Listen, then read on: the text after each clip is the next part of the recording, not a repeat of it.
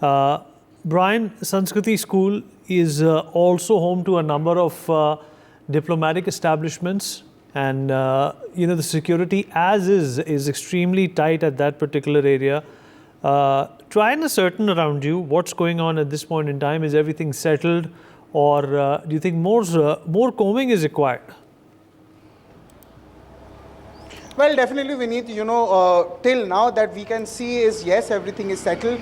The gates have been closed. If we show the visuals also, the gates have been very much locked. The officials are still there. There are few officials of the Delhi police still, here to ensure that everything is on vigil. Everything is there is no panic among people. And right now also, we need the latest that we're giving you is that the fact that the MHA has now said that there is no need to panic, and it appears to be a hoax call as said by the MHA, and Delhi police and security agencies are also taking necessary steps as per their very protocol. And right now also, earlier just a while back also, the bomb disposal unit, the squad, even the dog squad were also, they left in 2 of their vans. They had their own searches on, and yes, they were sanitizing the entire building there. The gates have been locked. The parents, the staff, the children all have been evacuated safely. And yes, what appears to be is another hoax call where more than 60 schools in the national capital, they have been receiving these very hoax call. And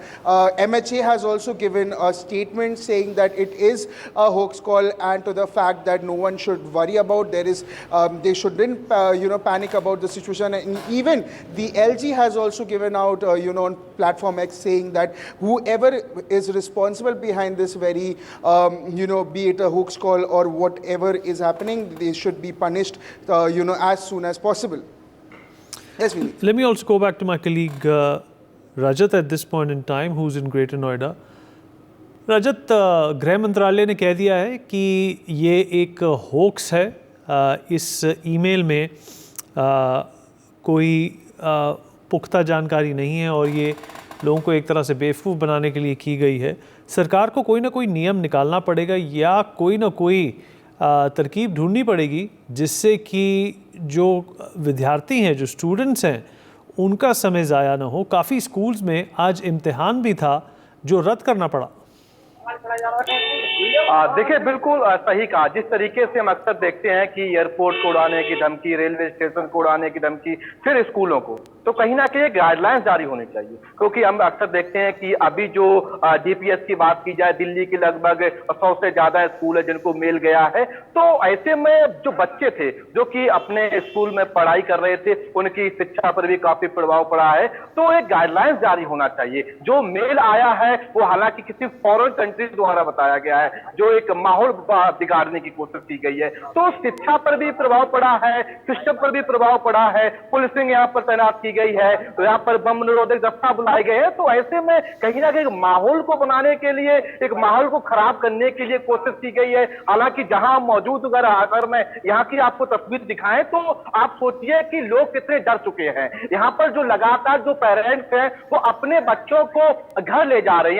यानी कि एक जब सूचना मिली है कि school के अंदर बम है, तो देख सकते हैं कि जो बच्चे हैं वो अपने स्कूल से घरों की तरफ निकल चुके हैं. कहीं ना कहीं एक कह सकते हैं डर का माहौल है वो पेरेंट्स में बचा हुआ. आखिर मकसद क्या था? कि आखिर जो एक मेल के माध्यम से लोगों को डराने की कोशिश की गई है, स्कूल प्रशासन को डराने की कोशिश की गई है, स्कूल को बम से उड़ाने की कोशिश की गई है. आखिर उस व्यक्ति की जो असामाजिक तत्व है उसका मकसद क्या है? आखिर इस मेल को फॉरवर्ड करने का, मेल भेजने का. तो कहीं ना कहीं उसको समझना चाहिए. सरकार को गाइडलाइंस लानी चाहिए जिससे इन बच्चों का भविष्य खिलवाड़ ना हो, जिससे शिक्षा पर कोई प्रभाव ना पड़ा हो. मैंने देखा कि आज एनसीआर के तमाम ऐसे स्कूल हैं उनमें जो पेरेंट्स के बीच एक डर का माहौल बन गया था. कहीं ना कहीं समझना चाहिए कि आखिर उस व्यक्ति का मकसद क्या है, उस व्यक्ति का मेल के माध्यम से स्कूलों को डराने का मकसद क्या है. तो उस तरीके से देखा जाए तो कहीं ना कहीं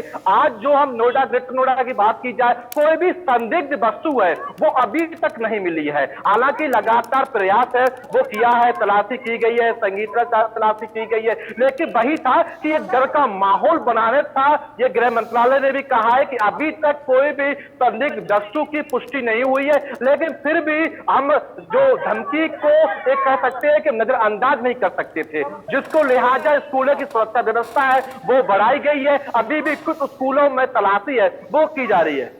For more such videos, subscribe to the NewsX YouTube channel, hit the bell icon.